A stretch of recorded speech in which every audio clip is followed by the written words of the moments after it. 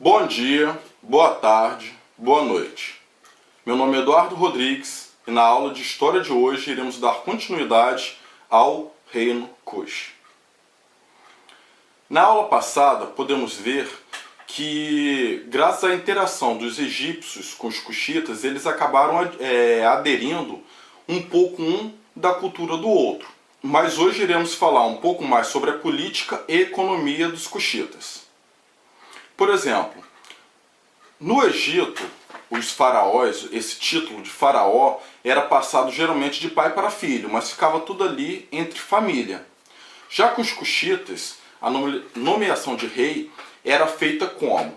Os líderes ali eles escolhiam a pessoa que eles achavam que estava mais preparada para assumir aquele cargo e jogavam sementes no chão para poder confirmar com o Deus dele se aquela era uma boa decisão. Caso houvesse a confirmação através das sementes, o escolhido assim conseguia ter posse do título.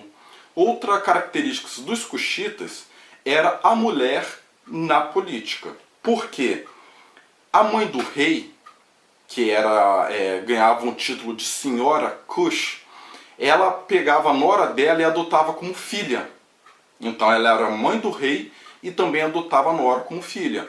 Ela conseguia influenciar na política tanto pelo filho quanto pela nora. E já teve períodos no qual a própria senhora Kush governou.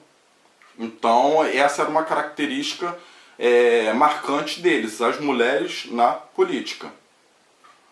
Outra parte que é bem característica dos cuxitas é a forma de economia. Porque, enquanto a capital era na Napata,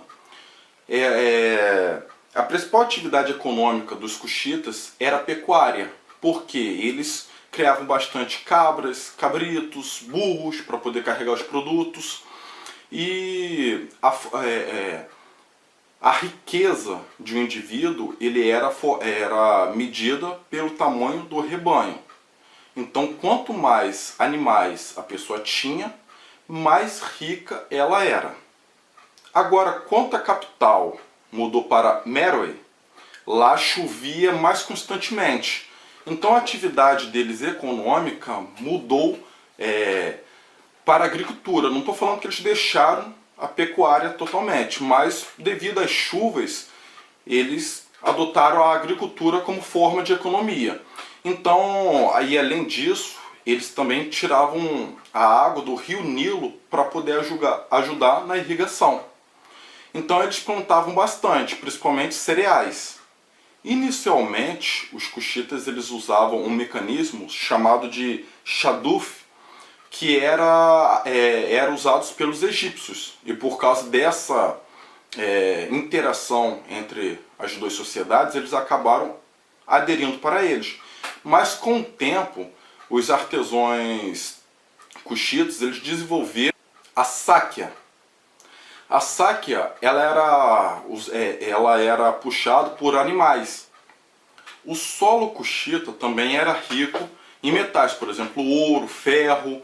Eles também tinham uma grande abundância em pedras valiosas. Já sobre a parte do artesanato, eles se destacavam bastante, porque tudo ali produzido, cama, porta-joias, entre outras coisas, eram ricos em detalhes, eram bem bonitos, e isso foi fazendo com que todo o trabalho cuxita tinha uma certa característica, que era a beleza, e isso ficou bastante marcado na região.